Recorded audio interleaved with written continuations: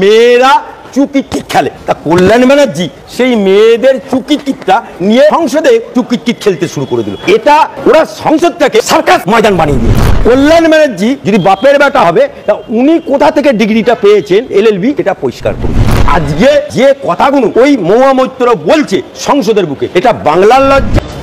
দেখুন, কল্যাণ ব্যানার্জি এই যে মালটা আবার যে শ্রীরামপুরের মানুষ ওকে পাঠালো, এই কল্যাণ ব্যানার্জি যখন আলালের ঘরে দুলাল অভিষেক ব্যানার্জি ভুয়ো 7 লক্ষ ভোটে জেতা, সে যখন দিল্লি থেকে ফিরে এলো এবং দিল্লি থেকে ফিরে এসে রাজ্যপালের কাছে যেখানে 144 ধারা অল টাইম, সেখানে এই অভিষেক ব্যানার্জি মঞ্চ বেঁধে ওখানে হুলালা গান করলো, এপাং ওপাং ধাপাং কবিতা হলো। ঠিক ওই জায়গাতে এই কল্যাণ ব্যানার্জি বলেছিল কিচ মেরা খটো খিচ, তারপরে কি বললো চু, এটা শুরু হলো ওই দিন থেকে। আজকে একটা বাংলায় কথা আছে, ঢেকি স্বর্গে গেলেও ধান ভাঙে।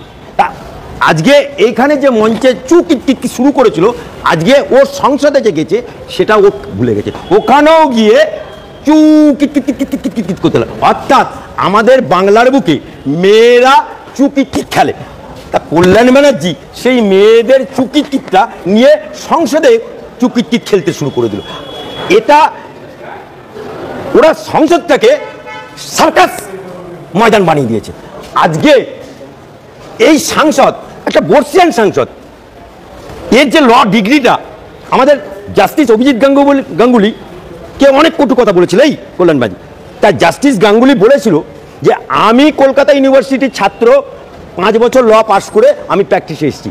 কল্যাণ ব্যানার্জি যদি বাপের বেটা হবে, তা উনি কোথা থেকে ডিগ্রিটা পেয়েছেন LLB, সেটা পরিষ্কার করুন।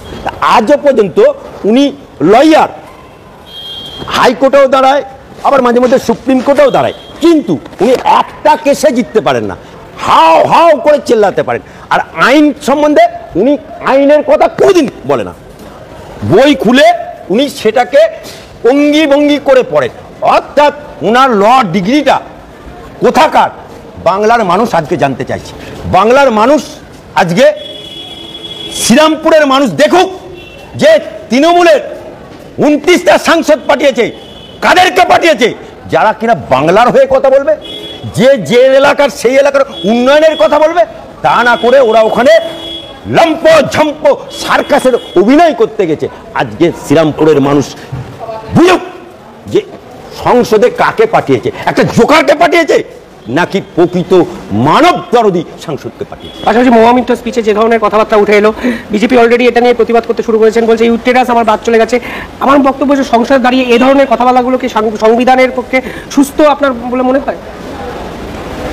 এই মহিলা সাংসদটাকে চুরির দায়ে, অন্য কিছু না, ভারতের সংবিধান অনুযায়ী উনি একটা কোম্পানির কাছ থেকে টাকা নিয়ে আরেকটা কোম্পানির কাছে উনি সংসদে বলার জন্য উনি ভ্যানিটি ব্যাগ নিয়েছিলেন, উনি মোবাইল ফোন নিয়েছিলেন, উনি জুতো নিয়েছিলেন, উনি গাল পালিশ নিয়েছিলেন, নেল পালিশ নিয়েছিলেন, এগুলো প্রমাণিত। আজকে যে সাংসদ নিজের দেশের সার্বভৌমত্বটাকে নষ্ট করে দিয়ে, যে সাংসদকে এথিক্স কমিটির নির্দেশে ওনাকে বার করে দেয়, সেই সাংসদ আবার মহুয়া মৈত্রকে ওই কৃষ্ণনগর থেকে নির্বাচিত করে পারে।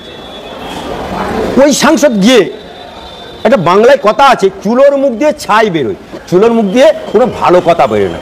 তাই ওই সাংসদ ওর চুরির স্বাদ আছে এবং সংসদের মধ্যে কোন জায়গায় কোন কথা বলতে হবে সে জ্ঞানটা ওরা হারিয়ে ফেলেছে। আজকে যে কথাগুলো ওই মহুয়া মৈত্র বলছে সংসদের বুকে, এটা বাংলার লজ্জা, এটা কৃষ্ণনগরের মানুষের লজ্জা এবং ভারতবর্ষের সংসদের গরিমা যে ছিল সে গরিমা নষ্ট হচ্ছে শুধুমাত্র তৃণমূলের এই সমস্ত সার্কাস পার্টির জোকারগুলো যাওয়ার জন্য। সংসদের প্রথম দুদিন যে ধরনের আলোচনা হলো বিরোধী ভার্সেস শাসকের, এইটা কি কতটা সংসদীয় আলোচনা? রাজীব গান্ধী হিন্দু ধর্মকে নিয়ে কিছু বললেন, পাল্টাও নরেন্দ্র মোদী বললেন, ইস্যুভিত্তিক আলোচনা ছেড়ে এই ধরনের আলোচনাগুলোকে আপনি কিভাবে দেখেন? দেখুন, একটা সাংসদ যখন অধিবেশন চলে তখন একটা রেমুনেশন পায়। এবং ন্যাচারালি একটা সাংসদ মোটামুটি 5 লক্ষ টাকা মান্থলি, তার ফোন থেকে আরম্ভ করে বিভিন্ন ফেসিলিটি থেকে শুরু করে 5 লক্ষ। তা বাংলার বুক থেকে যে সাংসদগুলো পাঠানো হয়েছে তৃণমূলের এবং বিজেপি সরকারে আছে, তারা তাদের বক্তব্য বলবে। বিরোধী পক্ষের 29টা সাংসদ বা বিরোধী দলনেতা রাহুল গান্ধী, সংসদে গঠনতন্ত্রমূলক আলোচনা হবে, সংসদে কংক্রিট আলোচনা হবে দেশের মানুষের জন্য, সমাজের মানুষের জন্য এবং যে যেখান থেকে নির্বাচিত সেই এলাকার মানুষের জন্য। কিন্তু আমরা এই যে সংসদ চলছে, এই যে সংসদ চলাকালীন যে কোটি কোটি টাকা খরচা হয় পার ডে, এবং সাংসদদের যে ভাতা দেওয়া হয় একদিন সংসদে উপস্থিত থাকার জন্য, এগুলো তো জনগণের টাকা, এগুলো তো ভারতবর্ষের মানুষের টাকা, এগুলো তো আপনার আমার সকলের টাকা। তা সেই টাকাগুলো, দেশের টাকা, জনগণের টাকা, সমাজের টাকা, এই সাংসদরা যদি সেই জনগণের টাকা, দেশের টাকা, সমাজের টাকা লয়ছয় করে, এর থেকে লজ্জা আমাদের আর কি আছে? যে আমরা কাদেরকে পাঠাচ্ছি সংসদে? দেশের জন্য পাঠাচ্ছি, সমাজের জন্য পাঠাচ্ছি, মানুষের জন্য পাঠাচ্ছি না যে নিজেদের খালি একদল চিৎকার চেঁচামেচি করবে, তারপরে ওয়াকআউট করে বাইরে এসে প্ল্যাকেট দাঁড়িয়ে দিচ্ছি না, দেবো না, করছি না, করবো না, এই করার জন্য কি ওদেরকে পাঠিয়েছি?